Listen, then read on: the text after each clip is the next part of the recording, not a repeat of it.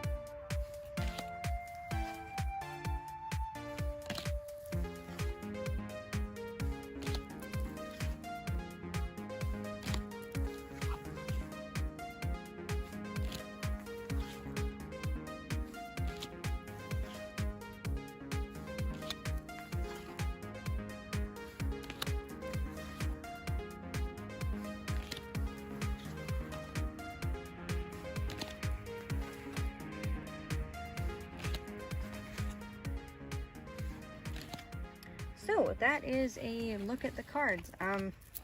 Yeah, you can see absolutely how much more muted the new Pamela Coleman Smith's RWS is. The other thing I wanted to point out, you can see on a couple of the cards, and I know that this isn't just stained from use because this is a brand new deck to me. You can see they've kind of added a little bit of the little speckly spotted bits to kind of make it look a bit more vintage. You can see that quite clearly in some of the cards. But yeah, so this is our, did show that already, but let me show you as well the difference between thickness of these two decks. So covered in grass. Let me see what the best way is to do this. Maybe like this. I mean, it's a huge difference. This cardstock, to be honest, is among my very most favorite cardstock.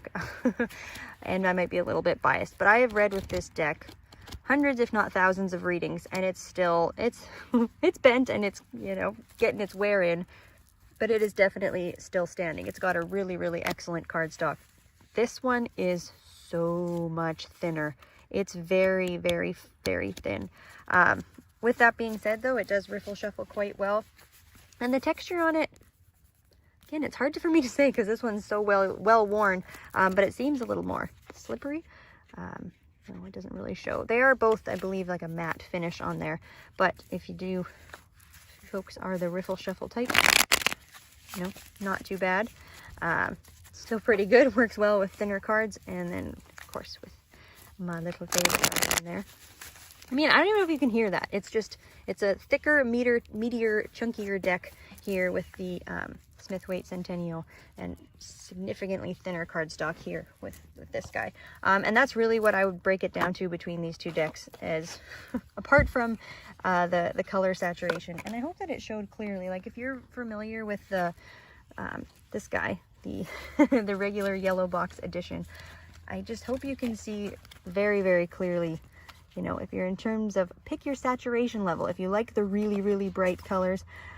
Although keep in mind that with this one, it has just the regular text writing. It doesn't have the artistically written words. It just replaced it with text. Some people it bothers, some people not, but just, yeah, here's maybe even a good comparison. So if you're used to seeing this imagery, this is really, really muted. I think it's quite beautiful. Do I like it better than this? No. Personally, I don't. I think I would have liked it better, for me personally, if the cardstock was better. Cardstock was thicker and a little more durable. And I don't know, just because I'm so used to the imagery that when I see them even just squished a little bit, I mean, it's very, very minor, but you can see, where did my 8 of coins go? So I hope it's maybe isn't all that evident to see. Actually, in this card, it's not too bad. They didn't seem to shrink it as much. But there at the beginning, when I showed the Magician card, I think that he was a pretty good representation of how they just shrunk the images a little tiny bit. Maybe if I show the back of the card. So yeah, there. Now you can see it's just a little bit smaller in terms of the card size. Yeah, and much thinner. So with that, yeah, I mean, it's a pretty quick one today. This is a brand new deck to my collection, so I can't really say how I think it reads in comparison.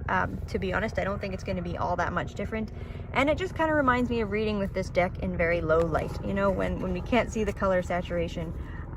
But I loved this deck because it was a little more muted. It had kind of a more vintage feel, and that was why I really gravitated it towards being my number one deck. But this one, yeah, I mean, I gotta work with it. I'm gonna give this cardstock a bit of a call it the benefit of the doubt, because it might last well. It is very bendy, very flimsy. If you're into that kind of cardstock, it's a lot smaller to hold in the hand in that sense than this guy. So yeah, with that, I don't have too much else to say. This one reads like a dream. One of my all-time favorites if you're looking for a new Rider-Waite Smith deck. I really love this one. And I have a video as well, I think, of this comparing the bordered to borderless. If there's any other Rider-Waite deck comparisons you would like to see, or if you want like a side-by-side even going through all of these, please let me know. I'm happy to take requests, and I have a massive collection of decks that is ever growing. So yeah, with that, thank you for watching. Oh, I guess, sorry, one more thing. I don't have the little book that came with this, but I do always show the Little White book. You know, nothing really to all write home about. Just a lovely little white book. It does have, you know, got our little Celtic cross spread in there, little spot for your notes, and you know, talking a little bit about the cards, all the rest. Anyway, that doesn't really need any more airtime than that. Great, so thanks for watching. Please, you know, like, comment, share, subscribe, all that great stuff, and we will keep putting out these videos. Great, so have a wonderful rest of your day, and thanks for watching.